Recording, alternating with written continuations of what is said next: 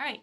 Hey guys, how are you today? Thank you both so much for joining. So just to intro myself, I'm Hilda from Makers Row. I'm the Product Development Consultant here, and I am here with Adam Koda, founder of Elite Fashion Group, and Michelle, not Michelle, Miguel Rodriguez, who is head of footwear department. So first of all, I'm so happy to have you both because this is my only socialization these days, right? Talking to people on my computer.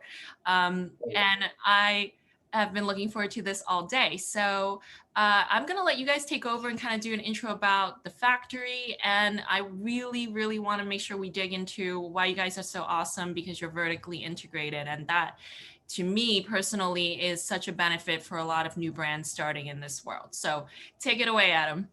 All right, thank you very much. First off, we love working with the Makers Row company and the community. You guys are doing an awesome job. Thank you. Taking new, inspiring fashionistas and bring them to life. So the way we look at it is a team effort in the United States of America to help out everybody. As far as what our company is and being vertically integrated, we, according to our customers, because we don't get to speak to all the other companies out there, but apparently we have something special, which is a true vertical company. As unique as we are, we don't feel we're that unique in a sense because we copied a bunch of other business plans out there. Like we copied the same thing a pizzeria or a mechanic shop does, where if you want to buy a pizza, you call the pizzeria company and, Domino's, wherever it is, and you tell them what kind of toppings you want, and they give you your food. You don't have to go out and search for the toppings and the dough and give them instructions. One of the biggest things in our company on the garment division, we do not require a tech pack. We don't want you to give us a tech pack. Okay. Over 99% of all the tech packs have issues on them and doesn't make sense. And we'll get into that as well. On our shoe department, that's something that we incorporate in it. But as far as about what we do is we accidentally set up this full-blown development project. We used to be, and we still are, dealing with a lot of big box retailers. Mm-hmm. And then as we're dealing with a big box retailers and big clients that are doing large volumes, they had side projects and other clients had side projects. So after a while, the vertical development program was kind of built out of necessity for some of our clients that have become our friends. Mm-hmm. And it's taken off. It is a wonderful program that we put into place because we sat down and asked ourselves, what does it take for a new entrepreneur, someone that wants to get into business, to start their own fashion line? There's a lot of things that you need. We are spoiled brats in this company. We're just big spoiled guys. We get whatever we want. Our team gets us whatever we want. We have a full-blown trim department, fabric division, 5 different sewing mills, anything and everything. So the world is our oyster, basically. We work in downtown LA. We cannot move away from downtown because it is the mecca of fashion in our country, way more than New York or Miami or anywhere else. All the trims and fabrics right here in downtown LA. Mm-hmm. As far as how development goes, the most important thing that we want to emphasize is that in the development phase, the client should be having fun. I know it sounds kind of childish, but it should be fun. It really should be exciting. Mm-hmm. Whoever comes into development has had an idea in their head for 6 months, 6 years, whatever it is. As long as you could convey your message to us, you don't need to be a professional and have professional sketches and stuff, everything helps. But once you convey your message to us, we always say if you're working in China, you got to convey your message to a 5-year-old. If you're working in America, you got to convey your message to a 16-year-old. So once our team understands what you want, being via sketch, someone else's sample of something you bought, you have a fabric, you have a garment hanging in your closet for 10 years, you love that fabric. So I like this fabric, I hate this cut, I like this, whatever it is. However you convey a message to us or to your friends at dinner, it's the same thing, and then we take over. We make your digital pattern, we make your pattern card, we do all the sourcing of fabrics and trims. You don't have to go out there. No offense to anybody, but I really feel that our company is way better at sourcing than someone coming into the business. We don't charge as we go like other brands do. We give a flat project fee in the beginning And we don't stop till development is done, being the first prototype is made, or the second or third. We make the digital pattern, the pattern cards, which is, let me stop right there. Pattern cards are the most important thing. Everyone keeps talking about tech packs. A tech pack is technical manuals for me to make your garments, for our team. It makes 0 sense for you to give us technical manuals and then pay us to make your garments. And the person making the tech pack has no idea who we are or what we do. We haven't chosen the final fabric. We haven't chosen the final fit. There's a lot of things that go into development. With our company, with the car company, NASA, SpaceX, all these people, they have theories and you put it into place and then you have to build on it. Yes. So a tech pack makes no sense in the beginning. We will, once your garment is done through development, you get a digital pattern, it's done on Tukatech. You get a pattern card and you get your perfect physical sample in hand. Those 3 things are what you need at the end to go into production anywhere in the world. Obviously, we want you to go into production with us, but we don't own you. We don't own your development. You paid us, it's yours. You own everything. We're not going to hold you hostage like it happens overseas or other places. We also have a program, it's called Bring It Back to America, simple name, for brands that are already existing and are running and want to go from China or Asia or wherever they are around the world back to America. As you know, Hilda, if you're producing in overseas and you want to come back to USA or anywhere else, they're not going to give you patterns or anything. No. And so we take over and we give a significant discount for brands that are coming over with a purchase order. You know, so they're saying, as long as I could move everything over and get my samples, in essence, what we do is we take the client and knock them off. Yeah. Because it's their own product, but we knock it off in America basically and use domestic fabrics. Usually like 7 out of 10 times when a garment comes from overseas to USA, we improve on the quality. Being we use better thread, or if it's a jersey thing, we make it domestically. We'll like this is domestically knitted, this fabric that I'm wearing. What he's wearing is domestically knitted. And then once again, the entire thing should be fun, should be stress-free. Once you're done with development, right away, the next day you're ready for production. Wow. The same thing goes in our shoe department, which is what Miguel handles. A quick little funny note about Miguel. Everyone in our company, we refer to ourselves as the bastards of downtown LA, except him. He's not a real bastard of downtown LA. He's our like resident gringo. Yeah. And the reason I say that is there's 8 partners total. Miguel is the last partner hired. I used to be the youngest partner till he came in. But he was actually at one point he was our competitor, and then he became a client.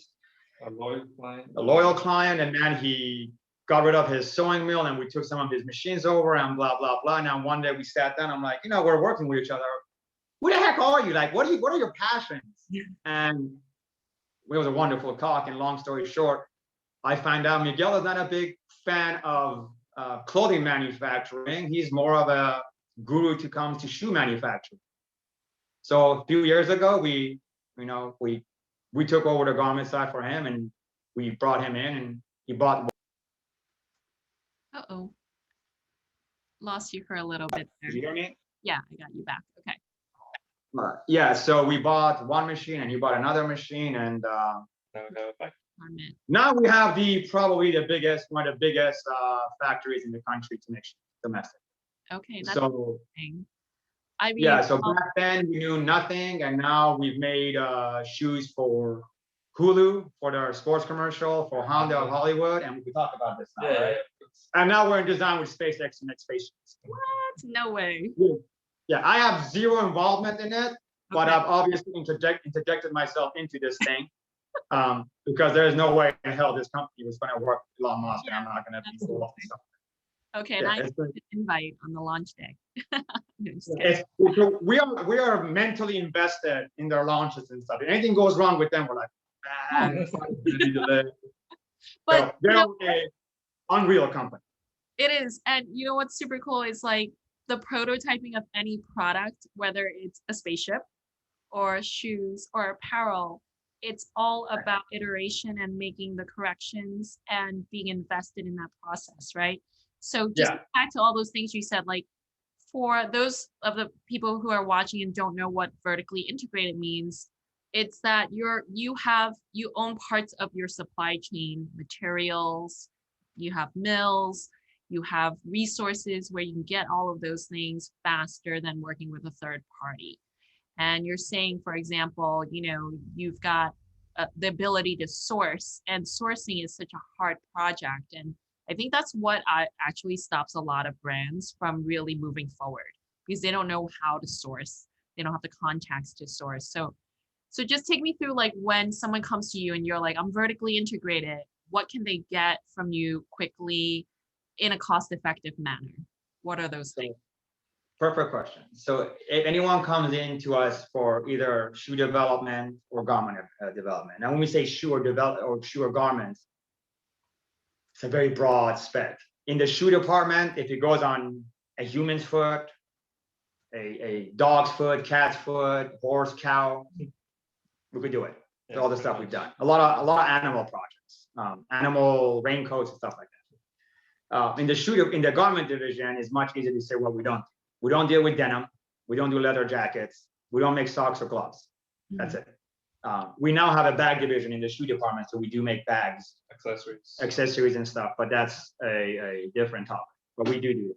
As far as what to expect from us, like I said, in our industry, in the fashion industry, as you know, Hilda, for some odd reason, our clients have accepted a lot of running around and abuse, I like to call it. In our industry, companies tell them, go find your own fabric, find your own trim, this and is accepted. But I always go back to any other business, like the way I started the conversation. If you went to your mechanic, he's like, yeah, I could fix your transmission. Why don't you give me the instruction book, take that, and why don't you go find the parts? When you give me all the parts, I'll assemble it, no problem. I'll also give you money to assemble it. You run away. But what do you mean? What parts do I need? It's the same thing in our garment division and in the shoe department. You come to us, and your job if you recall the way our business worked when we doing big box retailers, you have designers in your office, 2 or 3 designers, and you have a sample team and all that. You have 30, 40 employees. So your designers sketch something out, and they give you the sketch, and then they tell you, I want to use these kind of fabrics, and our job is to bring that into fruition. It's the same practice we were doing for big box retail. We're just doing it for the so-called mom and pop. So once you convey your message to us what you want, like I said, we'll take over the whole thing. You just sit back and give approval. So if you're doing garments, we start out with the silhouette. As we're making the patterns, we start sourcing fabrics and trims to you. So we send those, you approve the fabrics. Same thing with the shoe department. You tell me, I'm going to make a Air Jordan type shoe, and I'm going to make a high heel. 2 different things, obviously. But then you have your options. Your upper could be this, you could do this, whatever you want, and we walk you through it. Most of our clients will have questions, like 90% of them. We emphasize you picking our brain. We go out of our way to educate all of our clients. So our goal is by the time we get to production, the newbie that has no idea what the word PPS, pre-production sample, means, by the time they're ready to go into production, they're a tiny production manager. They understand all the stuff. They know this and that. And there's two philosophies to this. One of our old partners that's no longer with us, they don't like the fact that we educate our clients so much and we tell them so much, because they're not going to need you. We feel the complete opposite. We go out of our way to be transparent. We tell you everything there is to know, and sometimes we give you more information than you ask for, and to instill trust in what we know, because it's not an easy job. Yeah. And now you hear the word transparency being thrown around a lot these days because it's kind of a cool thing to say. The reason we became 100% domestic 11 years ago, when I say 100%, like we just cut off all our big box retailers, was because we got tired of the BS and the non-transparency around the world and all the other stuff that was going on. So it's not rocket science. We're making clothing and shoes, for God's sake. Just be honest with each other. Yes. I think when you get into this business, you have to, just make sure that you're selecting partners that you can be truthful with, that you can even call up and be like, I'm not happy with what's happening here. and we need to talk about it. So, you know, my understanding from you and all the conversations we've had, that's the way you approach things. So I can value that a lot. Agreed. And sometimes that does, you know, maybe feel intimidating for new brands, right? If they're coming to you. So I guess another question I have is like, what would be kind of the intake process for a brand coming to you, whether it be footwear or apparel? Like, what kind of information do you, I guess, expect for the brands to be able to provide you in that very early, you know, consultation? Like, you know, if they're coming to you, they want, I want to make women's wear. What kind of questions do you typically ask? Perfect. It is this question, this particular process has become overwhelming for a lot of new clients trying to come in. Mhm. That's sometimes they get scared of. Mhm. Not complicated. Just come to us. You could either email us or call us or whatever you want and set up an appointment, be virtual or in the office, or in the beginning, you'll send us pictures of sketches or something, right? Like I said, as long as you could convey your message where you want. If you say, I want to make a tennis shoe, that's like you saying, I want to go buy a sports car. Okay, no problem. Do you want to buy a Ferrari, a Lamborghini, a BMW? What do you want to buy, right? But if you show me a picture and say, I want to make this, we're like, okay, I understand where you want to go. Yeah. Or a sketch, or if you have, like we have clients that have shoes in their closets or clothing in their closet. All you have to do, and here's the good thing about this, Hilda, most of our clients have been doing this since the day they came up with the idea, because they probably have talked about the shoe or the shirt or the hoodie or the jacket or the activewear stuff Mhm. to their friends and family and their mom and dad till they, they're all sick of hearing it, right? So they know how to do it. So once you convey your message, and I could just understand, and we all speak English, which is a good thing, supposed to be overseas, we'll take over from there. We have a client that comes to us and says, for example, I want to use this fabric and this fabric for this particular silhouette. We're like, okay, that's a good fabric. What do you? Then the other thing that we do that's really significant to what we do, all of our development programs, shoes, garments, and in production, we have consulting. Mhm. Not consulting on just manufacturing and on different ways to manufacture the garment. There's different ways to manufacture, but consulting from the beginning of what they're doing and where they're going. So for example, if you come to me and say, Adam, I'm going to make a t-shirt and a pair of leggings. Okay. A t-shirt is the simplest garment to make in our industry. So if I have client A and client B, client A is going to make a t-shirt and it's going to sell it for $40, and client B is going to sell it for $120. I have to make two different garments. For the client that's at $40, we are limited on what we could do because I have to make sure they hit at least 100% minimum margins. So the t-shirt has to be, $12, $15, $20 maximum, which would be a really crazy t-shirt. We don't have a $20 t-shirt, but just for argument's sake. Mm-hmm. The client that's going to sell that t-shirt for $120 is going to expect the most amazing t-shirt. So if I come to that client and say, listen, I made the t-shirt is amazing, it's only $10, he's going to come back and say, can we make it better? Yeah, but it's really cheap. They're going to be like, Adam, I'm trying to sell it for $120, so throw every penny at it. Mm-hmm. Vice versa, with the client that's trying to sell the shirt for $40, if I go to them and say, listen, this shirt is great, and they're like, how much does it cost? I goes, $25. They're going to be like, Adam, it is the greatest t-shirt I've ever worn, but I can't sell this for $80. I got to sell it for $40. So if you're giving it to me for $25, by the time it comes here, my profit is $7, $8, $10 at most. Mm-hmm. I just wasted all their money and all their time in development. I made them something they can't use, right? Mm-hmm. That's a big factor in development because we forget, well, we don't forget, but some people forget. The reason we're doing all this development is for the client to be able to sell and do it all over it, mm-hmm. right? So we make sure as we're designing your garment, we're making it in that demographic. A good thing is leggings. Lululemon leggings are $120 or so. Mm-hmm. Then there is mid-level leggings for like 60, 80. And if you go to Target, you could buy a pair of leggings for $20. Mm-hmm. Okay. They look similar. There's significant difference.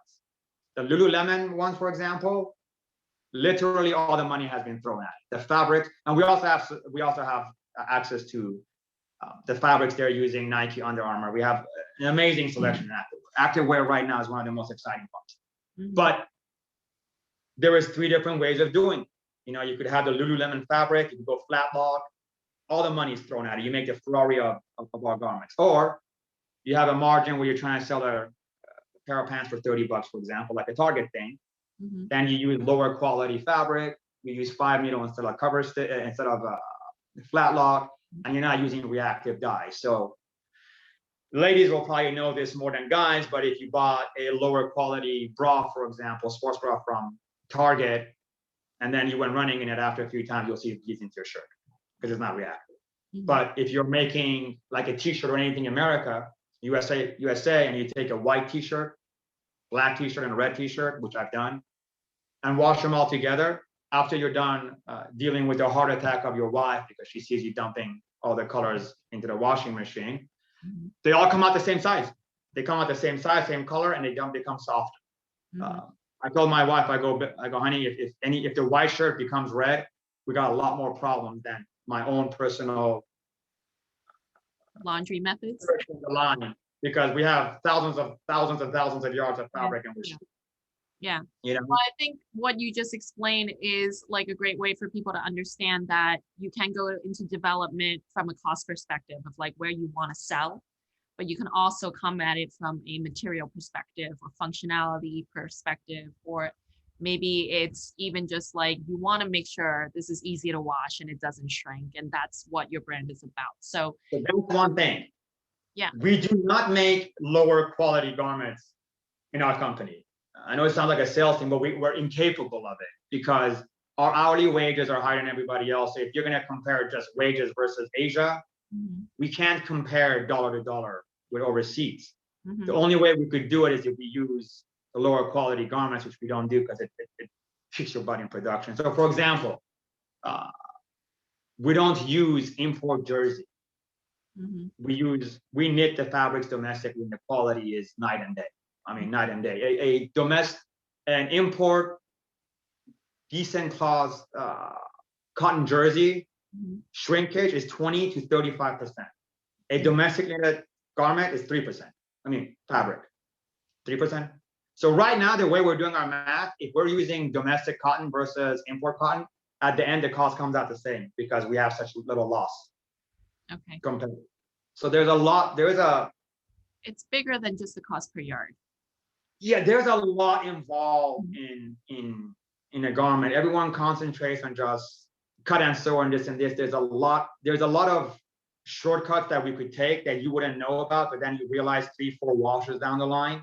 Like for example, you could use your regular cheap Chinese needles for your sewing when you're doing activewear. Then there's a lot of good needles in China as well, but there's like a specific like regular needle that you could use. Or what we use is German titanium coated or gold coated needles for activewear, for example, right? Or when we're knitting our fabric. When we're knitting our fabric, if you go into the machine, and you could come see the fabric get knitted. And you go on our website, there's a little 2-minute video of all the stuff getting done. Okay. But the needle, the simple thing, the needle will make a huge difference when a fabric comes out. Now, if anyone on this chat has ever cooked or baked, the water that we use to finish the garments, when we're dyeing, it makes all the difference. So if I take fabric, gray goods fabric, which is fabric from Asia that's just knitted, is not finished. Mm-hmm. If we dye it domestically versus dyeing it somewhere else, the quality, how we're going to finish it is different. It's the same as when you're cooking at home, when grandma cooks, puts a lot of love in it. When you're cooking at home, you're using filtered water as opposed to going out and just use tap water, right? All the minerals in that tap water are going to be in your soup, whereas filtered water is not. So if you're dyeing fabric and your main dye is water, and you got about 600-700 parts per million in the water, as opposed to 40 parts per million as far as stuff in the water, right? Because when you're drinking water out of your bottle, it's about 20 to 40 parts per million if you measure it with a little TPS meter. But the water coming out of your tap could be, for example, that my tap here could be 400 pounds per million. And then if I go down the street, it could be 200, and then the next door could be 500 because of the pipes. Yeah. So you filter the water. Little things like that is what gets you consistency. Yeah. In the shoe department, there are so many different ways to assemble one shoe. You know, do you want a custom heel? Do you want this? Do you want to have the heel going and screwed in and have a special thing? Do you want a special shank made? What kind of upper do you want? I am still dumbfounded after years of being partners with Miguel in the shoe department. I'm still getting excited. And the money we're spending on the shoe department, it's a lot. But we have some unbelievable machines that we keep purchasing. And on our side, we're purchasing laser sonic machines, so we could now sew waterproof jackets. We're the only ones that have them now, thank God. Super cool. Flat log. Rain boots, we're making some really cool rain boots for basically we're making sneaker rain boots, if that makes it. Always wondered why that didn't exist, so I'm glad that's going to be coming out soon. Yeah, there's a lot of cool stuff that's or on fabrics. Like let me just like these are some of the fabrics that we've invented. We're getting really big in hemp, so our hemp shoes are out there. We make oatmeal shoes, and we have an entire line of hemp. Like hemp is one of the most amazing fabrics, and I could get into why it went away, and it was all politics. But now it's coming back, and it's coming back amazing. So the next thing is if a lot of our clients are environmentally conscious, which I really hope you all are. I got a 2-year-old and a 5-year-old, and I want to leave the ocean and the dirt and the planet cleaner for them, and it's kind of getting crazy. But some of the, like for example, you've heard of bamboo jersey, right? Bamboo fabric is marketed as a very good fabric for the environment. It is the worst fabric for the environment. The worst, the absolute worst. The reason is very simple. Go grab a bamboo stick and smack yourself in the head with it. It's going to hurt a lot. But if you grab a cotton plant and smack your head with it, it's going to tickle. So you're going to take this super hard stick and make it the softest fabric on earth, right? It has you see what I'm doing? Process. Yeah, Now, very processed. It is true. It could be the greatest fabric on earth. If you spend $20 and using natural enzymes that are part of the planet, you could break it down and you will have the most ethical, amazing fabric.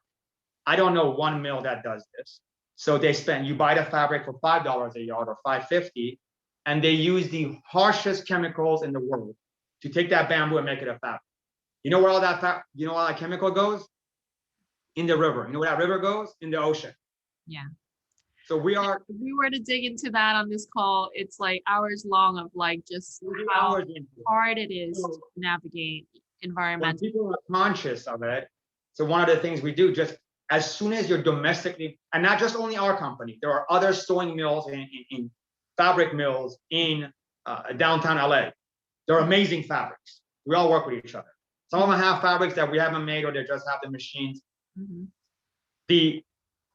We are not only are we in USA, California, Los Angeles. Forget about EPA laws. We have California laws that we have to go. So we are some of the most ethically manufactured garments and fabrics in the world, just because of where we are in the state. We can't get away with anything stupid if we wanted to. Not that anyone in LA does. So if you're really conscious about being ethical and being good to the planet, which I really hope everybody really is. And if you work with us, you don't work with us. If you're working in America, you're already helping the planet. Okay, if you're using domestic fabric, you're helping the planet. And just keep that in mind. And there's a lot of cool stuff out there. There's recycled poly. There's Tencel. Tencel is one of the best fabrics. As jerseys, like it's made out of eucalyptus trees. So if I could come to you and say, I want to look for an eco-friendly material, and you could send them reference swatches, or maybe they can walk you through of your material library. Is that right? Yeah. Awesome. And if we don't have it, we could invent it. Sometimes we invented fabric. Like we invented a 28-ounce French Terrier for a client. Nice. Yeah. When we say invented, it's different ways of showing, different finishings, different. Yeah, so you can kind of customize for each brand. Like it could be maybe the weight and the weave is similar, but it has a special finish or something like that that makes it unique to them. So that's really there's a lot of things. And that is, like I said, it's not just us. Is most of the sewing mills and then dye houses domestically and abroad, obviously. But yeah, we like to keep the money in the United States of America instead of shipping all the money overseas. Yeah, that's a beautiful way to run your business. So what I'm going to do is I'd love to set up a separate time to do a factory tour, because I'm super excited to see the shoe department, but also the apparel department. And then, hopefully we can give our audience a glimpse of that. So If you guys are up for it, we can definitely set up another, call Definitely. for that reason. Right.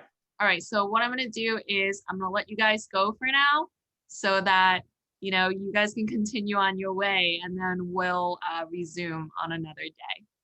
Yeah, All right. fantastic. Just let everyone know out there that if you need shoes made and you want clothing made and you hear you can't do this, you can't do this, you can't do this in the USA, don't believe it. There's a lot of stuff we could do. It just other people can't, or for some reason there's a stigmata that we can't manufacture, but no, we're killing it in America. We are. And that's really why Makers Row was established, to really get people connected to factories such as yours. Amazing thing. It's an amazing thing that we over 50% of our clients are coming from Makers Row. Oh, wow, that's great. Well, again, thank you guys for your time today. I'm gonna just end the video here so that we can, get some questions from our viewers, and then hopefully set up a factory tour for the next. All right. Thank you. Thanks.